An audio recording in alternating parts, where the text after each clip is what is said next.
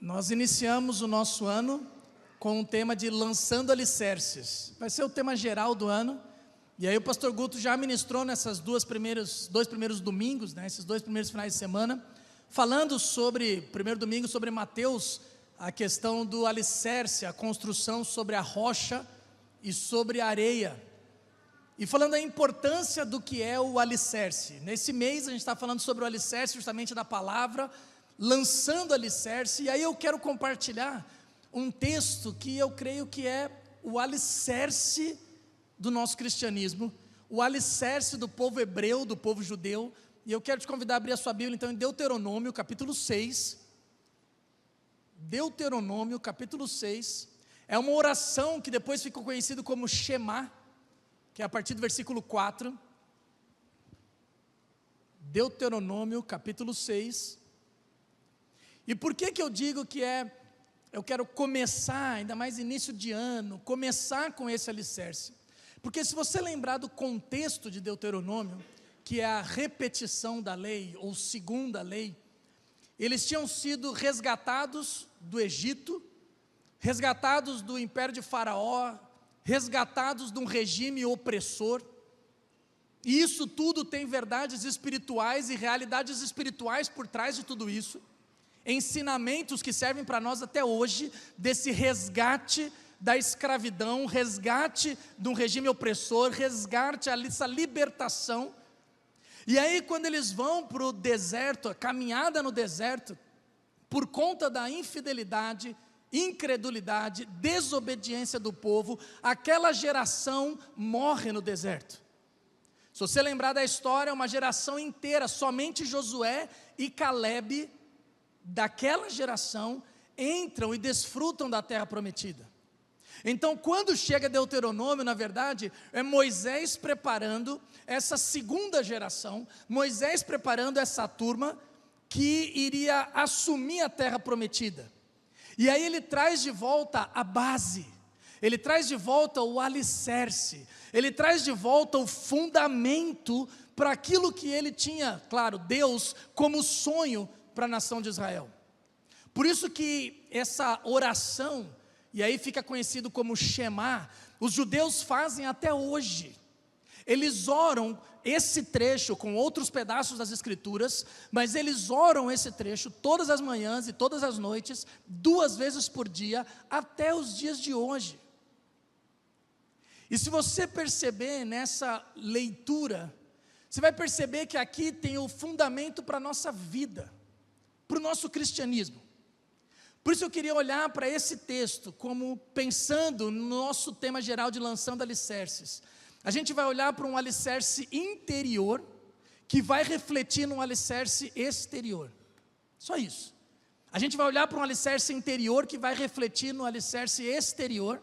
E aí eu vou trazer um pouco do como que a gente vai fazer isso como igreja, enquanto cristãos. Mas primeiro, acompanha comigo a leitura de Deuteronômio, capítulo 6, a partir do versículo 4, e diz assim: ouça, ó Israel, o Senhor, o nosso Deus, é o único Senhor. Ame o Senhor, o seu Deus, de todo o seu coração, de toda a sua alma e de todas as suas forças. Que todas essas palavras que hoje lhe ordeno estejam em seu coração. Ensine-as com persistência a seus filhos, converse sobre elas quando estiver sentado em casa, quando estiver andando pelo caminho, quando se deitar e quando se levantar. Amarre-as como um sinal nos braços e prenda-as na testa. Escreva-as nos batentes das portas de sua casa e em seus portões. O Senhor, o seu Deus, os conduzirá à terra que jurou aos seus antepassados, Abraão, Isaque e Jacó. Dar a vocês terra com grandes e boas cidades, que vocês não construíram, com casas cheias de tudo que há de melhor, de coisas que vocês não produziram, com cisternas que vocês não cavaram, com vinhas e oliveiras que vocês não plantaram. Quando isso acontecer, e vocês comerem e ficarem satisfeitos, tenham cuidado, não esqueçam o Senhor, que os tirou do Egito, da terra da escravidão. Temam o Senhor, o seu Deus, e só a Ele prestem culto, e jurem somente pelo seu nome. Feche os teus olhos.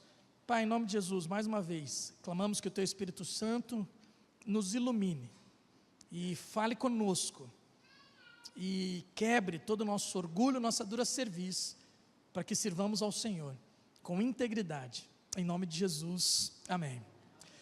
Eu queria compartilhar esse trecho da palavra de Deus, mas antes da gente entrar na questão do alicerce, e aqui eu vou chamar de alicerce interior, para a gente ficar uma forma mais didática, mais fácil da gente compreender e lembrar depois, mas antes de a gente entrar nisso, eu preciso falar sobre algo que começa essa oração, porque inclusive o nome dela tem a ideia do Shema, que no hebraico é ouça, e eles dão essa ideia de o que o povo de Israel precisa ouvir antes. Qual que é o princípio fundamental? Antes de começar a oração, antes da gente falar sobre o alicerce interior, antes da gente falar sobre o que precisa acontecer aqui dentro, ele fala: o Senhor, o vosso Deus, é o único Senhor. A gente precisa entender essa frase, e antes de tudo a gente precisa conversar sobre isso, porque o que Deus está querendo dizer aqui é que Ele precisa ser o único Senhor nas nossas vidas.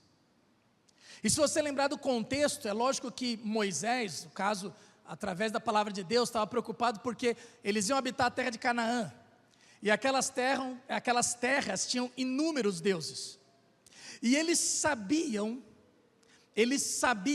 que o grande problema já por causa do Egito, e depois Deus, com toda a história, já sabia que o grande problema do ser humano era a infidelidade ao seu Senhor. Era a questão da desobediência ao seu Senhor, quando ele dividia a sua prioridade, a sua atenção com outros deuses. E aí você pode pensar: mas nós aprendemos essa lição, porque hoje nós não adoramos outros deuses, hoje não tem ídolos falsos por aí, hoje não tem isso e aquilo, mas até hoje nós sofremos com isso. Porque o conceito de idolatria na Bíblia é tudo aquilo que você coloca à frente de Deus.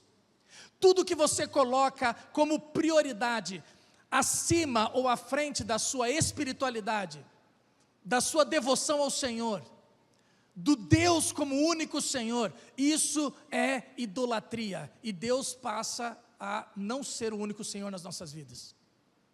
Quando nós favorecemos mais o dinheiro do que a Deus, nós estamos colocando o dinheiro como um outro Deus, tentando equipará-lo àquilo que nós professamos. Quando nós colocamos até o nosso emprego, status, a sua promoção, aquilo que você almeja, todos os seus sonhos, os seus planos, quando você coloca isso acima de Deus, Deus não é mais o único Senhor na sua vida.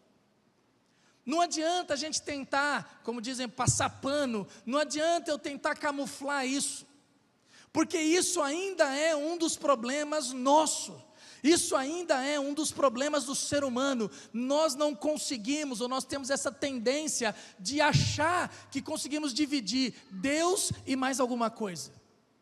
Deus e o dinheiro, Deus e a minha família, Deus e os meus sonhos. A gente acha Deus e o meu trabalho, Deus e a minha profissão, Deus e a minha empresa, Deus e os meus prazeres ou o meu hobby.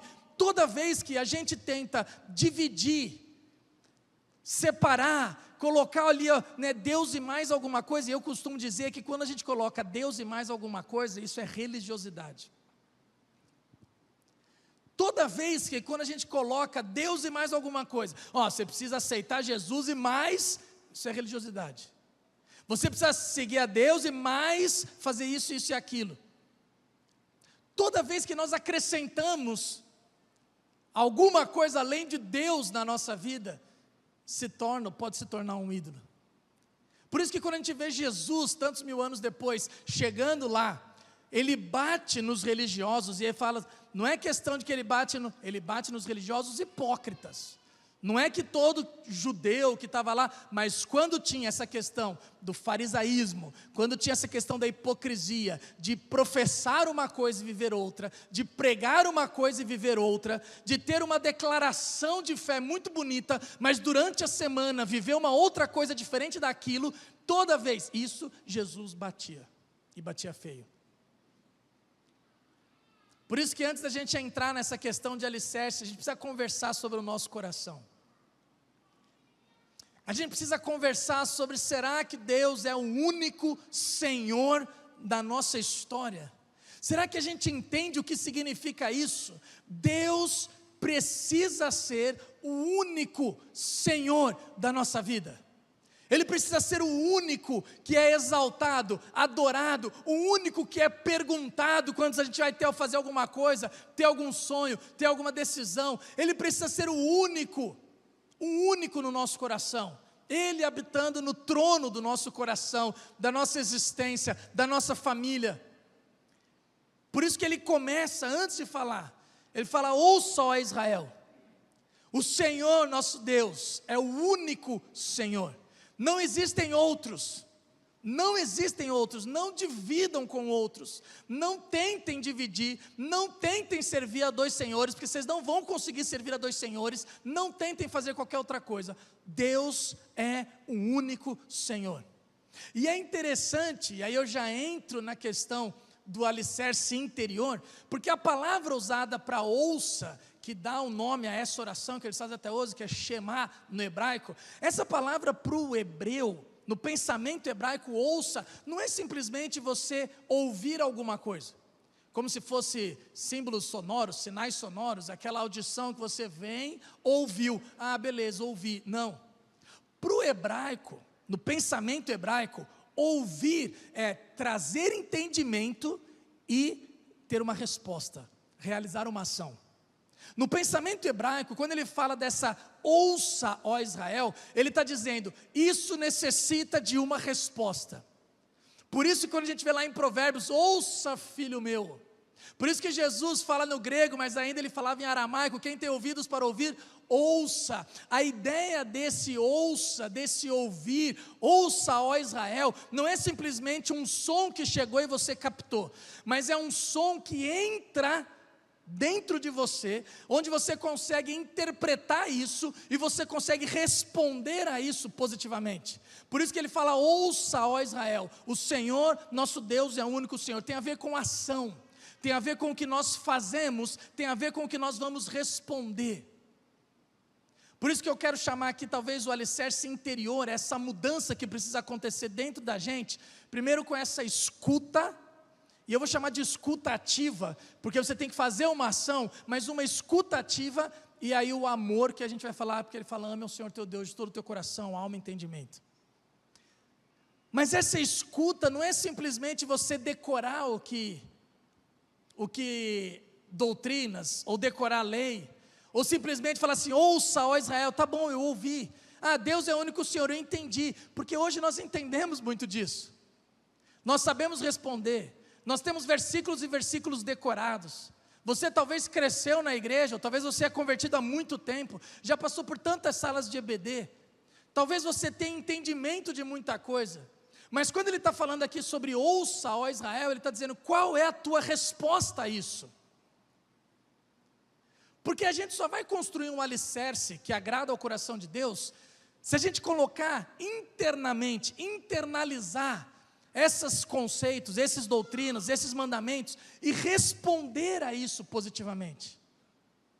Por isso que ele fala, ouça, ó Israel, o Senhor nosso Deus é o único Senhor, e aí ele diz, amarás o Senhor teu Deus, de todo o coração, de toda a alma, de todo o teu entendimento. E é interessante que esse amarás, de novo, é outra palavra, que não é ligada a um sentimento, não é ligado a um simples sentimento, de falar assim, então tá bom, como que eu respondo a isso quando eu gosto de alguém, quando eu tenho afinidade a uma pessoa, quando eu sinto algo diferente, esse sentimento, não, para o hebreu, no pensamento hebraico, esse amarás o Senhor teu Deus de todo o coração, alma e entendimento, é quando ele diz assim, é como se fosse, talvez para explicar melhor, é quando você envelhece do lado de uma pessoa, não é aquela paixão da juventude, quando fala eu te amo, mas você vai provar o amor em ação, em fidelidade, envelhecendo junto com essa pessoa. Quando você cumpre de fato, mais uma vez, ação. Ouvir e amar, esses dois verbos aqui colocados, são verbos que trazem a conotação de ação. Ninguém que diz eu te amo e não faz nada, vai conseguir transmitir esse amor.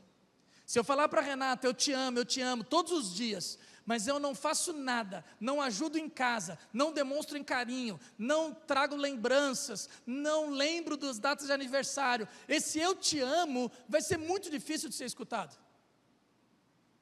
Esse eu te amo vai ser muito complicado de ser interpretado, compreendido, porque você fala da boca para fora, mas você não age.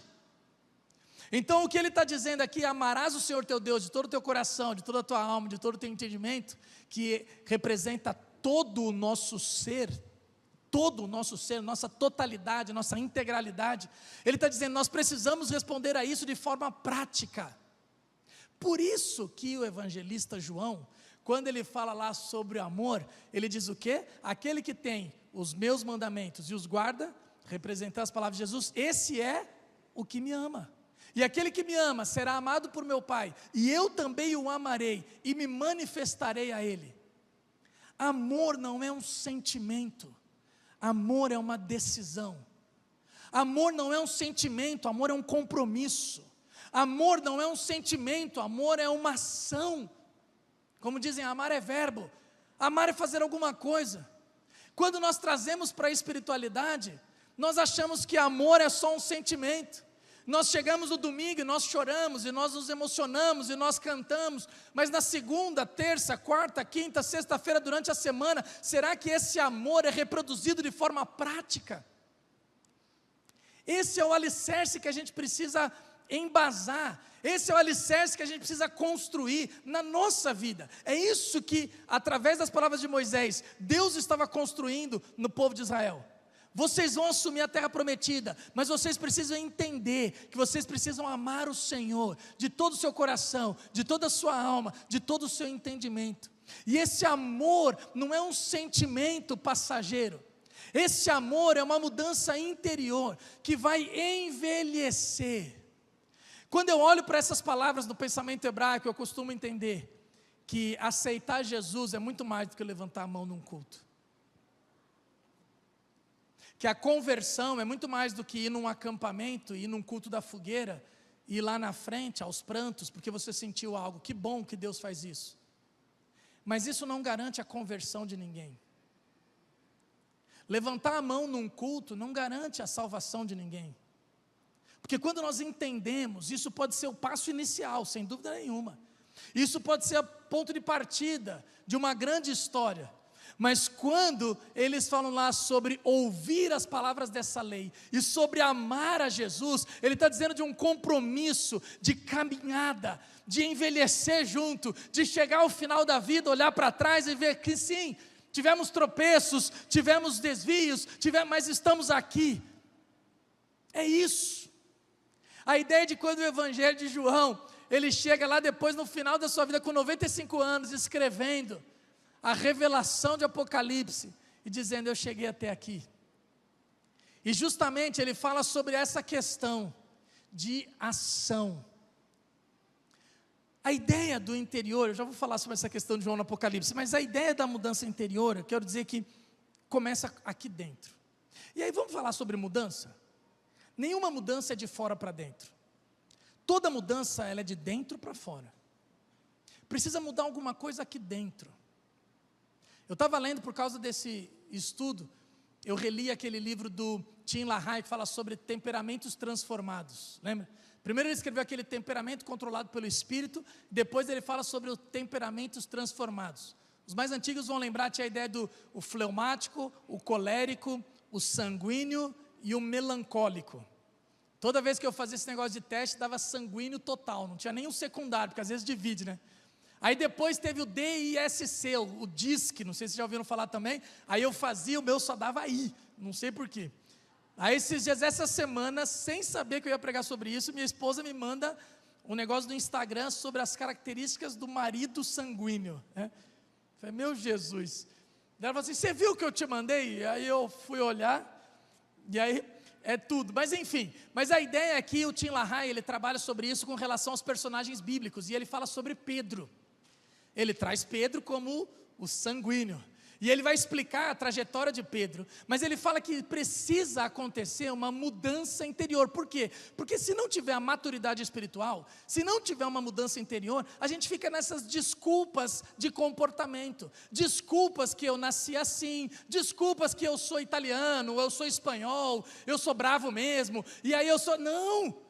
Depois que a gente tem um encontro com Cristo, algo muda aqui dentro. E quando a gente entra nessa vida com Cristo, não tem mais essa desculpa de temperamento, mas a gente vai ter um temperamento controlado agora pelo Espírito.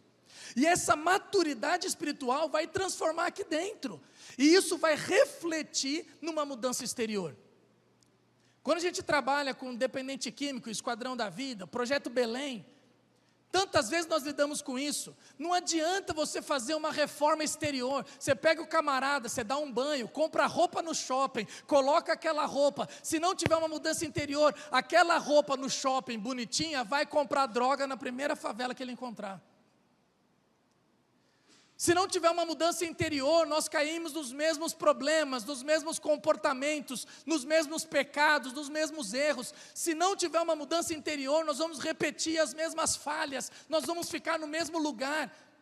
Deus estava querendo preparar, e hoje nós queremos preparar isso, por relação à igreja, lançando alicerces. Nós precisamos viver um novo, nós precisamos assumir a nossa terra prometida, nós precisamos viver o melhor de Deus para o nosso tempo, mas precisa ter uma mudança interior, porque senão vai entrar ano, vai passar ano, começa 25, você estará na mesma, e talvez, me permitam dizer, não quero cutucar, mas já cutucando, talvez você olhe para a sua vida hoje, e está a mesma coisa de 2023, talvez a mesma coisa de 2022, parece que nada mudou, porque se não tiver uma mudança interior, se não tiver uma conversão de fato, se não tiver um ouça, ó Israel, Deus precisa ser o único Senhor da sua vida. Se não tiver um ouça, ó Israel, você precisa amar a Deus de todo o seu coração, alma e entendimento. Nós vamos continuar na mesma, porque precisa ter uma mudança interior.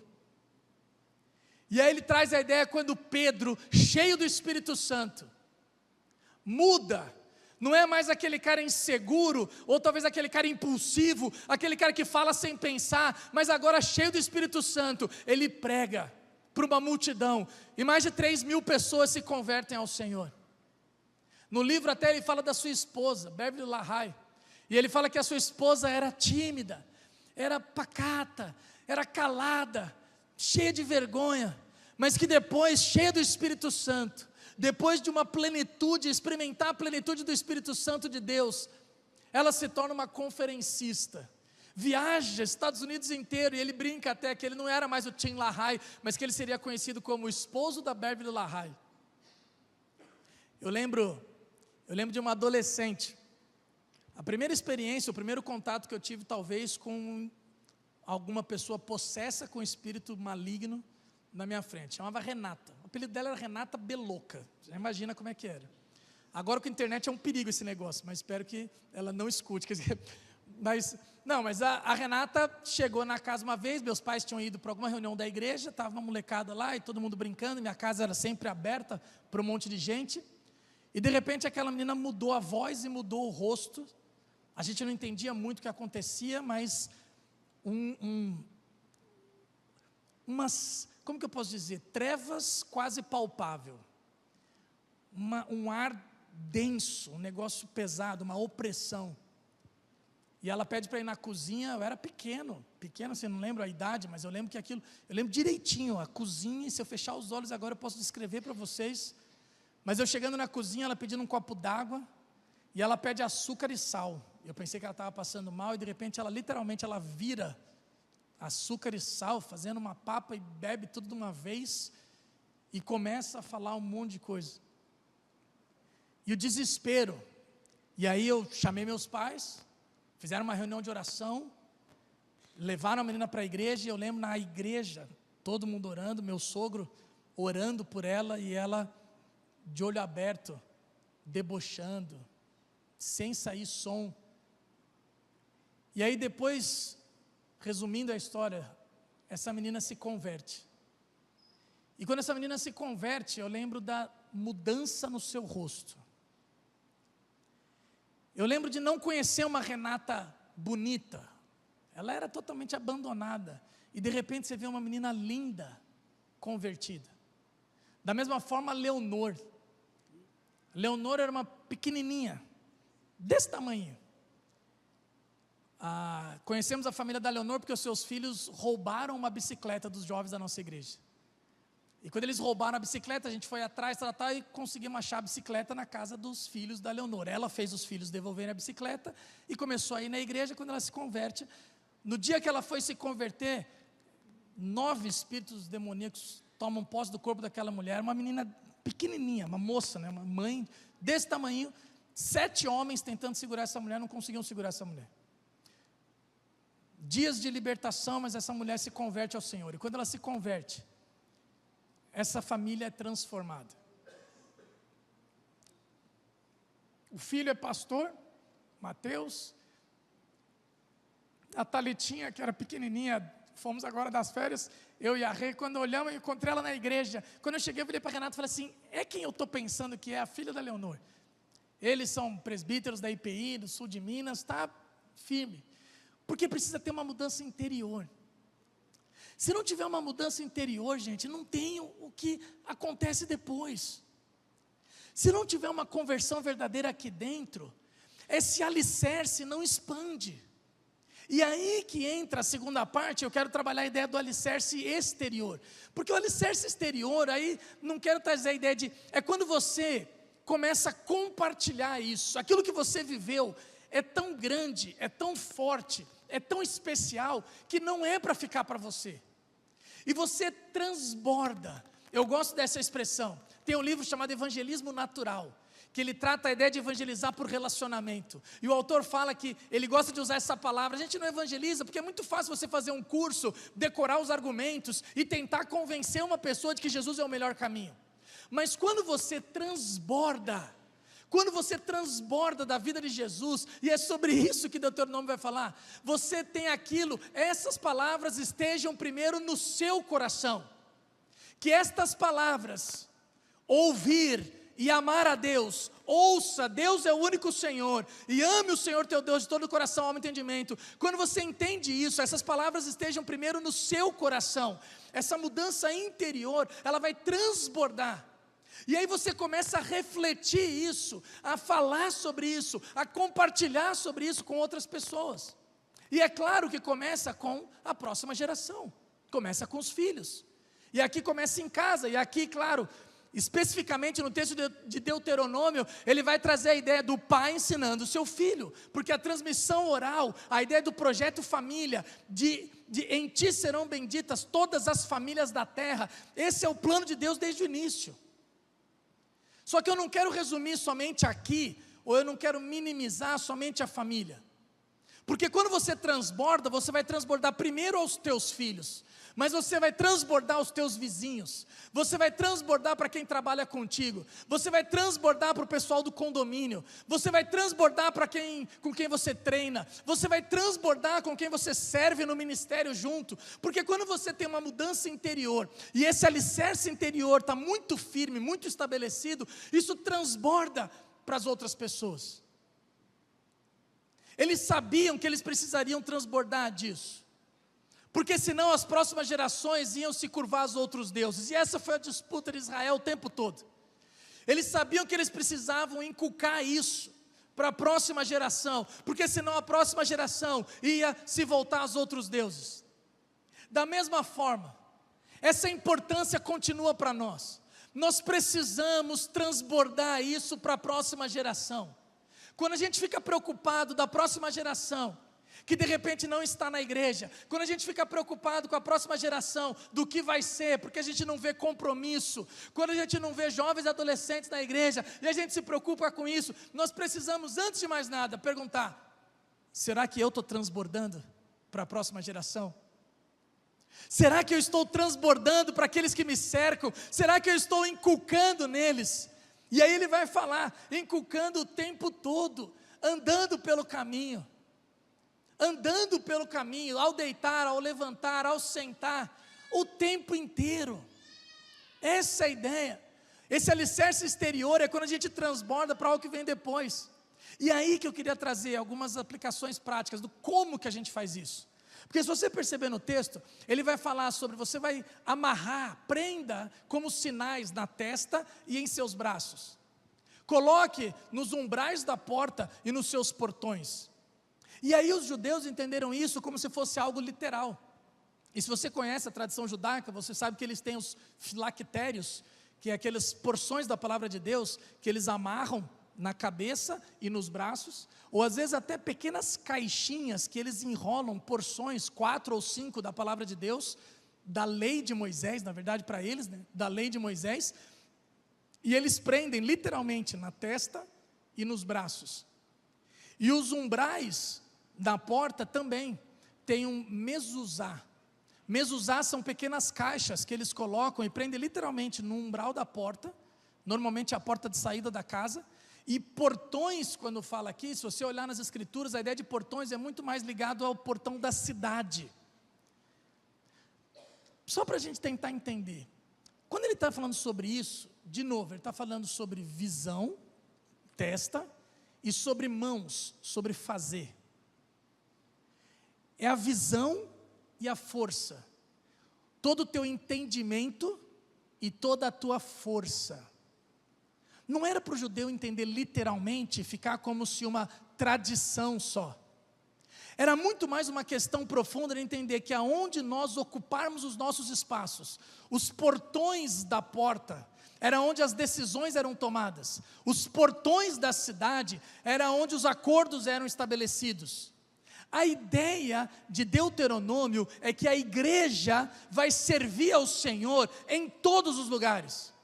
Nós precisamos ocupar todos os espaços da cidade, e com o evangelho de Cristo transbordar para ser sal da terra e luz do mundo. Quando Jesus vem, ele fala com a luz, e ele fala, o que ele fala da luz? A luz não é feita para colocar embaixo da cama, mas a luz é feita para colocar em lugares altos, para iluminar as trevas. Quando ele fala sobre isso, ele está trazendo essa mesma ideia. E até para o lado ruim, quando chega no evangelho de João, que ele vai falar sobre a revelação, e ele vai falar sobre a besta do Apocalipse, ele vai dizer que a besta quer colocar um número, um sinal, e vai colocar onde? Na testa ou na mão direita? Porque é a visão e é onde força, é onde faz. É com as nossas mãos que nós realizamos as nossas ações. Deuteronômio está falando sobre ação. Não adianta a gente falar sobre o evangelho se a gente não age com coerência daquilo que nós pregamos. Não adianta nós testemunharmos alguma coisa se as nossas ações dizem o contrário. Não adianta a gente proclamar o evangelho só como argumentação, como textos decorados, se a nossa vida não tem ações que condizem com isso. Por isso que a igreja, e hoje nós vivemos um mundo, ou uma época complicada com relação a isso. A virada de 24 para 25, o que aconteceu de escândalo no meio da igreja, em denominações gigantescas, vindo à tona é lógico que o diabo vai sempre tentar envergonhar o nome de Jesus, e vai colocar no ventilador qualquer pecado de um servo do Senhor. Mas nós estamos numa época de escândalo após escândalo, gigantescos, porque a nossa falta de coerência, a nossa falta de compromisso, a nossa falta de fidelidade vai impedir a nossa transformação. E aí eu quero concluir olhando só para essa questão do resultado, porque depois, a partir do versículo 10, você começa a perceber o que Deus quer fazer. Se a gente andar em fidelidade e obediência, e aqui, gente, de novo, não é questão de salvação. A salvação é só Deus. Deus que faz, o Espírito Santo que convence. Mas se você pegar o Jardim do Éden, se você pensar na Terra Prometida, se você pensar na época do deserto, você vai ver que todo esse desfrutar das promessas de Deus, desfrutar dessa vida abundante, aproveitar a terra que emana leite e mel, ela está ligada à nossa fidelidade e obediência. O Jardim do Éden, estava tudo para eles, mas eles foram expulsos, porque desobedeceram a Deus. O deserto, estava a terra prometida tão próxima, mas eles morreram no deserto, porque eles desobedeceram a Deus, porque eles foram infiéis. Na terra prometida, nós só vamos desfrutar o melhor de Deus, dessa terra que emana leite e mel, esses lugares altos que nós cantamos, se a gente andar em fidelidade e obediência. Por isso que esse alicerce no primeiro mês do ano é fundamental. Se você quer experimentar o melhor de Deus, se você quer comer o melhor dessa terra, se você quer andar em lugares altos, a gente precisa entender esse Shema, não como uma oração rezada, não como palavras lançadas ao vento, mas como ações práticas no nosso dia. Por isso que ele vai dizer: o Senhor, o seu Deus, os conduzirá à terra que jurou aos seus antepassados, Abraão, Isaque e Jacó. Vai dar a vocês terra com grandes e boas cidades, que vocês não construíram, com casas cheias de tudo que há de melhor, de coisas que vocês não produziram, com cisternas que vocês não cavaram, com vinhas e oliveiras que vocês não plantaram. Quando isso acontecer e vocês comerem e ficarem satisfeitos, tenham cuidado, não esqueçam o Senhor que os tirou do Egito, da terra da escravidão. Querido, eu não estou querendo aqui pregar triunfalismo, prosperidade, simplesmente pura e rasa.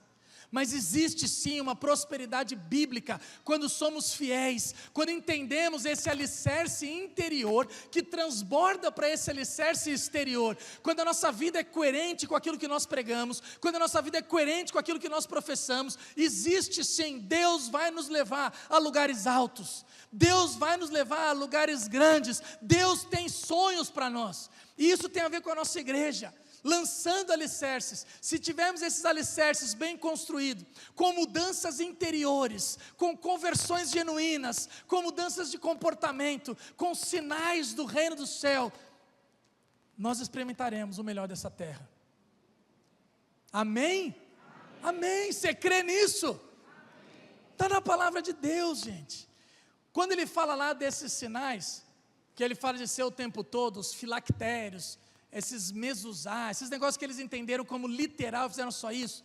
O que eu quero dizer é que nós precisamos sinalizar, de alguma forma. Quando Deus coloca isso, Ele está falando, ó, precisa sinalizar. Não existe crente agente secreto. De alguma forma, a gente precisa sinalizar isso. Por isso que é interessante, e aqui eu já faço um convite. Tem alguns sinais. Por exemplo, na conferência missionária, o Edson Teixeira trouxe o desafio da viagem. Em março, tem um desafio de uma viagem missionária. Se você recebeu esse desafio, se você aceitou, depois quiser conversar, está chegando. E só pode se inscrever se você comprar a passagem já. Daí a gente só faz a inscrição com a passagem comprada. Me procure, venha falar comigo. A igreja é esse sinal do reino. Outra coisa bem prática, nós queremos, por exemplo, montar um ministério para os homens aqui. Nós queremos montar um ministério para o estacionamento, para ajudar a turma lá no estacionamento, fazer uma recepção. Você fala assim, pastor, mas não precisa disso. Não precisa, porque todo mundo sabe estacionar, nós não vamos pegar carro de ninguém. Mas a questão é, nós como igreja precisamos sinalizar o reino de Deus. Quando Jesus vem no Novo Testamento, Ele fala isto, nós somos sinais do reino de Deus. Por isso, quando a gente quer melhorar o acolhimento, quando a gente quer melhorar a questão de abraço, quando a gente quer melhorar as crianças lá embaixo, quando a gente pensa em fazer algumas alterações ou mudança na igreja, é para sinalizar o reino de Deus para quem chega. Nós somos sinais do reino de Deus. Quando um visitante chega e a gente apresenta, é justamente isso, são sinais do reino de Deus. Mas e durante a semana? Durante a semana, será que as pessoas sabem que você é cristão? Será que no local que você trabalha, no local que você treina, no local onde você passa uma boa parte da sua semana, as pessoas sabem que você é cristão? A igreja é sinal do reino de Deus. De alguma forma a gente precisa demonstrar isso, que não era para ser no literal, colocar um filactério, prender na porta. A ideia é que nós precisamos, sim, sinalizar. Eu não estou dizendo que a gente vai ser todo diferentão, que agora tem que botar só roupa de Jesus, tem que não sei, cada um vai ter sua realidade. Mas de uma forma interessante, as pessoas precisam saber que nós somos cristãos. As pessoas precisam olhar para nós e falar, puxa, tem algo de diferente em você. É muito triste, às vezes quando eu escuto, fulano é da tua igreja? Puxa, eu trabalho com ele há 5 anos, eu nem sabia que crente ele era. Nossa, eu trabalho com ele há 3 anos, eu nem sabia que ele ia na igreja. Será que a pessoa nunca deixou transparecer numa conversa para falar sobre Jesus? Porque a gente fala a boca fala do que o coração está cheio. Mas quando a gente tem essa mudança, existe um novo amanhã preparado para nós. Existe um novo amanhã preparado para nós. Eu queria chamar a equipe de louvor, rapidamente, queria cantar essa canção, porque essa canção foi a primeira da abertura e falou já profundamente comigo. E pensando nessa questão de alicerce, gente, se a gente tiver um alicerce muito bem formado, alicerce na palavra de Deus, essa mudança interior, eu tenho certeza absoluta, eu tenho plena convicção, que nós viveremos o melhor dessa terra, como igreja. Não estou falando só individualmente, que você vai enriquecer, não é uma palavra de simplesmente triunfalista de prosperidade, mas isso é palavra de Deus, que quando nós clamamos o Senhor, quando nós entendemos que Ele é o único Senhor da nossa história, que Ele é o único Senhor e Ele não divide a sua glória com ninguém, e que nós precisamos servi-lo de todo o nosso coração, de toda a nossa alma, de todo o nosso entendimento, quando isso começa no nosso coração, isso vai transbordar para a tua família, isso vai transbordar na tua casa, isso vai transbordar no teu emprego, isso vai transbordar no teu ministério, e aí nós vamos começar a viver um plano de Deus para a vida da nossa igreja, porque Ele tem um novo amanhã preparado para nós, tem grandes coisas para acontecer, mas para isso, não é só a mudança de fora para dentro, é uma mudança de dentro para fora. Se você quer essa mudança de dentro para fora, eu vou convidar todos a se colocarem de pé, enquanto a equipe de louvor ministra essa canção. Saia do seu lugar, vem aqui para frente, assumindo esse compromisso, assumindo esse compromisso de viver o novo. Vem aqui para frente para dizer: Deus, eu quero que o Senhor seja o único Senhor.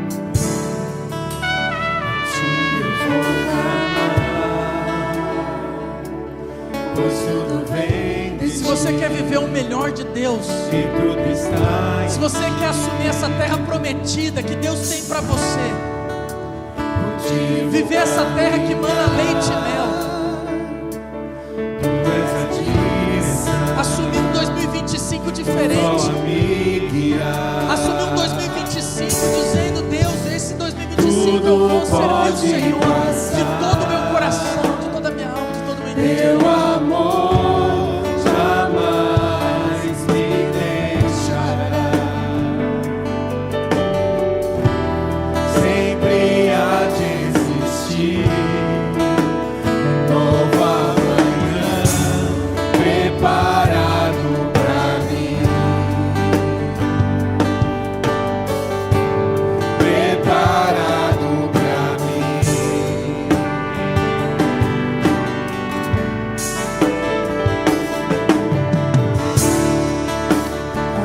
Eu vou clamar, pois tudo vem de ti, e tudo está em ti. Clame ao Senhor, clame ao Senhor nessa manhã. Por ti Não se constrange. Se Deus tem falado com você, assuma o compromisso, assuma o compromisso, assuma o compromisso dele ser o único Senhor da sua vida. Tudo pode passar, teu amor jamais me deixará, sempre há de existir. Vamos lá, tem novo amanhã, tem novos sonhos preparados para nós, tem novos sonhos preparados para a nossa igreja, tem novos sonhos preparados para a sua família. Preparado pra mim,